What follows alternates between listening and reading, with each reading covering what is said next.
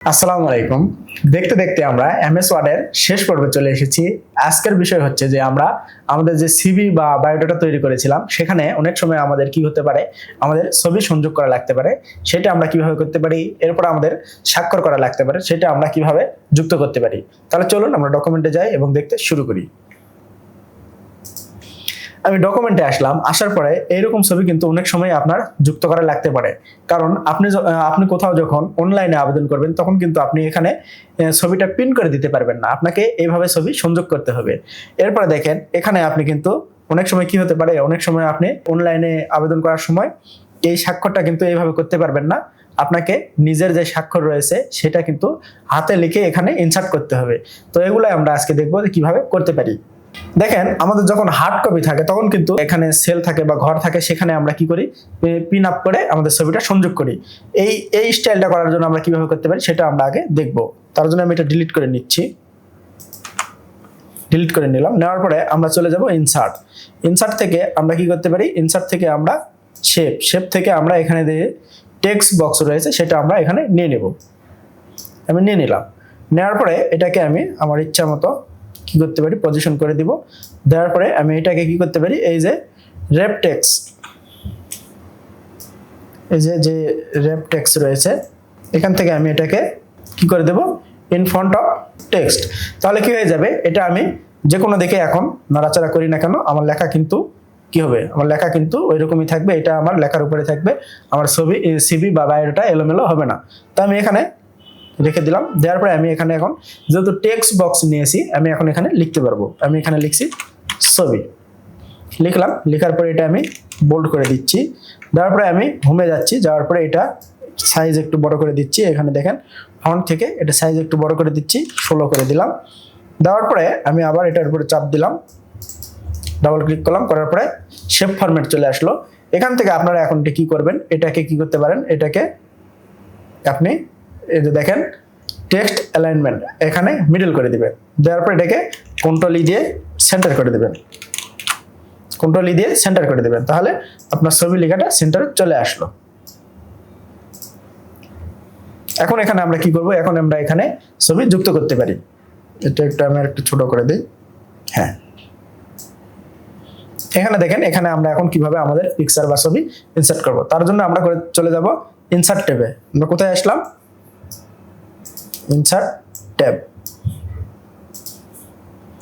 Insert tab থেকে picture থেকে আমরা যেহেতু ডিভাইস থেকে নেব, অনলাইন থেকে নেব না, ডিভাইস ডাউনলোড থেকে আমার পিকচারটা এইটা ইনসার্ট করলাম।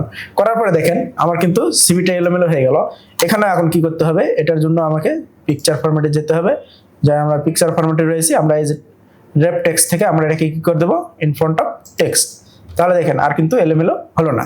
তাহলে আমাদেরকে মনে রাখতে হবে, আমরা কোনো ছবি বা কোনো কিছু যুক্ত করতে চাই না কেন সেটাকে কি করতে হবে, ইন ফ্রন্ট অফ টেক্সট করতে হবে। এবং কোন সময় টাইট করতে হয়, কোন সময় এই যে স্কোয়ার, তারপর টাইট, আর ইন ফ্রন্ট অফ টেক্সট, তারপরে বিহাইন্ড টেক্সট, মানে আপনার লেখার পিছে চলে যাবে, এগুলো কিন্তু আপনি জানেন। তো আমি দেখাচ্ছি, এটা আমি ইন ফ্রন্ট অফ টেক্সট করে নিলাম, নেওয়ার পরে একটু ছোট করে নিচ্ছি। এখন আপনি এটা কি করবেন, এই যে দেখেন এখানে যে চিহ্নটা দেখতে পাচ্ছেন, এই যে এখানে যে চিহ্নটা দেখতে পাচ্ছেন, ছবি আপনি সঠিক জায়গায় বসানোর পরে এই চিহ্নতে চাপ দিবেন। দেওয়ার পর দেখেন এখানে দেখতে পাচ্ছেন যে মুভ উইথ টেক্সট, অর্থাৎ আপনার টেক্সটের সাথে এটা মুভ হতে থাকবে। কিন্তু আমরা কি করব না, এটা যেন ফিক্সড থাকে, আমরা যেন পিডিএফ করলেও আমাদের পিকচারটা এদিক ওদিক সরে না যায়, সবসময় ঠিক থাকে, এর জন্য আমরা ফিক্সড পজিশন এটা করে দেব। দেওয়ার পরে দেখেন আমি নিচে যদি আসি, আসার পরে আমরা এখানে কি করতে পারি, আমাদের নিজেদের সিগনেচার অ্যাড করতে পারি। তার জন্য আমি এটা কেটে দিলাম। দেওয়ার পরে ইনসার্ট পিকচার দিস ডিভাইস, আমার সিগনেচারটা রয়েছে ডেস্কটপে, ডেস্কটপ থেকে এটা ইনসার্ট করে দিলাম। দেখেন এটা কিন্তু অনেক বড় হয়েছে, আমি করে নিচ্ছি, ছোট করে নিচ্ছি। নেওয়ার পরে এটা প্রথমে আমি ওই যে ইন ফ্রন্ট অফ টেক্সট করতে হবে, ইন ফ্রন্ট অফ টেক্সট করলাম, করার পরে উপরের দিকে গিয়েছে, এটা আমি যেখানে নেব সেখানে নিয়ে চলে আসলাম। আসার পরে এটাকে ছোট করলাম। ছোট করার পরে দেখেন এখানে যদি আমি বসাই দিলাম এই সিগনেচারটা বা স্বাক্ষরটা, তাহলে কি হয়ে গেল, এখানে কিন্তু কালো দেখাচ্ছে, কারণ আমি একটা খাতার পাতায় লিখেছিলাম, সেখান থেকে আমি এই পিকচারটা তুলে এখানে ইনসার্ট করেছি। এর জন্য আপনি কি করতে পারেন, এর জন্য আপনি এখান থেকে এটাকে ব্যাকগ্রাউন্ডটা রিমুভ করতে পারেন।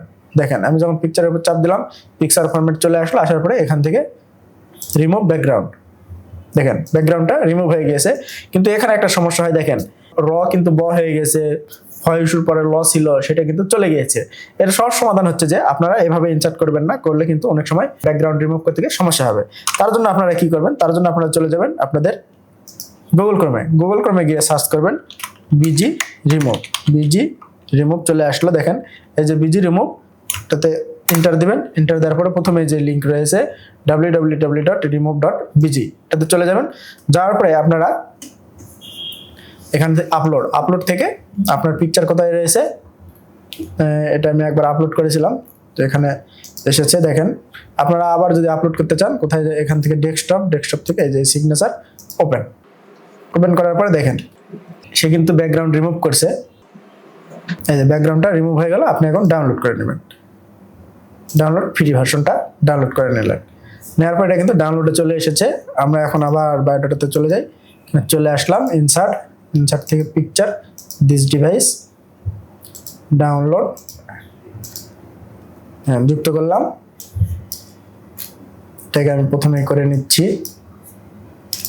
Text in front of text, এখানে সুন্দর করে বসাই দিলাম, বাস পজিশন ফিক্সড করে দিলাম, বাস আমাদের কাজ শেষ, স্বাক্ষরটা হয়ে গেল। এরপরে আমরা যদি এখানে বাংলা তারিখ দিতে চাই, তাহলে কিন্তু হাতে লিখতে হবে বাংলা। আর আমরা যদি সরাসরি স্বাক্ষর দিতে চাই বা সিগনেচার বা তারিখ দিতে চাই অটো, সেটা আমরা কি করতে পারি, এই যে দেখেন আমি ইনসার্ট থেকে টেক্সট যে গ্রুপ রয়েছে, এই গ্রুপ থেকে টাইম অ্যান্ড ডেট থেকে এই যে 30 জুন 2026, ওকে অটো হয়ে গেল। তাহলে আমরা খুব সহজেই বুঝে নিলাম আমাদের সিভি বা বায়োডাটাতে কিভাবে আমরা আমাদের সফট কপিতে বা অনলাইনে যে সিভিগুলো পাঠানোর প্রয়োজনে সেখানে আমরা স্বাক্ষর, তারিখ, তারপরে আমরা পিকচার কিভাবে ইনসার্ট করতে পারি। তো আজকের ক্লাস ছিল এই পর্যন্তই, দেখা হচ্ছে এক্সেলের ক্লাসে। আসসালামু আলাইকুম।